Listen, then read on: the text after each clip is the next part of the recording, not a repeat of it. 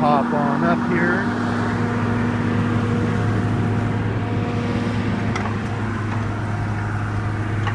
You ready? Yeah, I'm ready.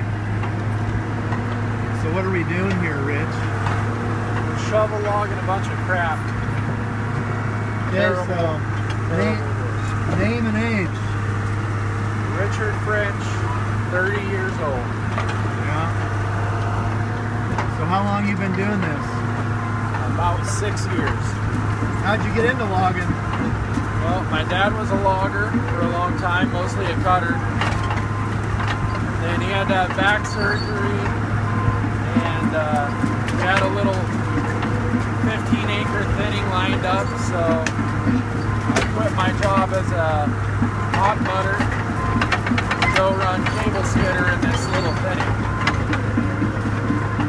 And that's how it started. So what's your most favorite part about the logging job itself? When we're done. When you're done. Is there something you'd prefer to do out in the woods over everything else, like run equipment or cut timber? There's not anything I really prefer over anything else, as much as I dislike things, and I do not like run and shovel, which is what I'm doing right now.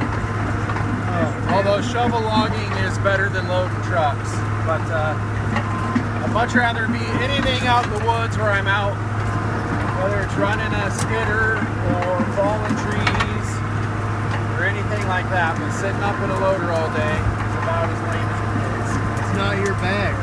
No, that's a good Austin Powers quote. That's not my bag. It's not your bag, baby. Right. So, what are you thinking long term for you and your family? Are you going to stay in logging? I'd say there's only about a 50% chance of that. I can see myself getting into something else, more dirt work or something like that. Yeah, because you guys kind of you're getting into where you're going to do a little bit of everything here before too long. Yeah, hopefully. So we'll see how that goes. Maybe ministry. I don't know. We'll see. All up to God. Yeah, that's right. Are you, now you're doing seminary right now, aren't you? Bible school, yeah. Bible school. And how much longer have you got till that's done? I've got 2 years left. 2 years, okay. Yeah, fair enough. So, and you're, what's the name of your dad's outfit? Tom French Enterprises. And you're basically a part owner of that, aren't you? Not really. I guess I own a percentage, but it's less than the number of fingers on both hands. Let's put it that way. Yeah, I got you. Not anything I'm concerned about. Yeah, fair enough. Certainly don't get 50% of the say or anything like that. Give it all up to the old man. Yeah, okay. So we do a little bit of log, and then we have a sorting yard. And I log about 90% of the time and only work in the sorting yard about 10%. So a little firewood on the side. Okay. And most of our work is about probably 80 to 90% small jobs, private jobs, mostly thinning. But not thinning reprod or anything like that. Mostly it's just mature stands and somebody wants parked out to look pretty or something like that. Okay. This job here, this guy bought this and he's big into horses, so he had a bunch of garbage cherry and alder on a mixed stand. About 90% of it is cherry and alder. And he's turning it into horse pasture. So we never really get to work for the big guys. No working for Warehouse or Rainier, none of that. There's lots of little private stuff. You guys ever think you're gonna get any bigger than having like the CTR, the skidder, and the 2 shovels?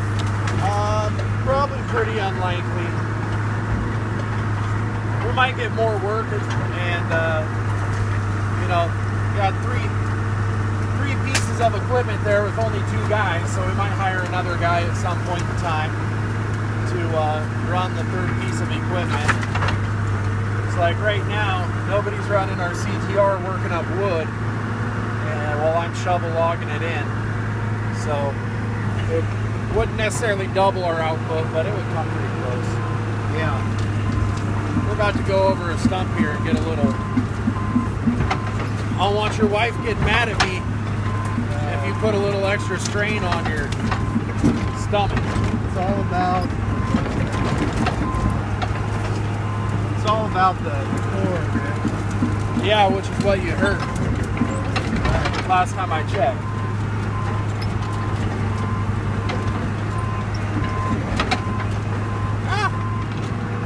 You get a different. The love of not having a high and wide machine right there. Right. But with you on here, I don't want to lift up. Such a nice guy.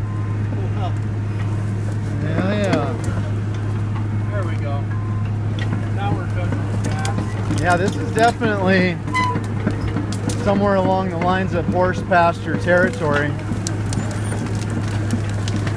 The fruit actually has surprisingly good growth rings on it, but it was just never replanted. Whoever logged it or had it before never did do anything with it. So, now, Rich, being a younger guy in the timber industry, what's your perspective on the long term for logging? Well, for anybody that lives where we live, on the canal there, I would say the long-term outlook is pretty bad for the number of jobs that are going to be created.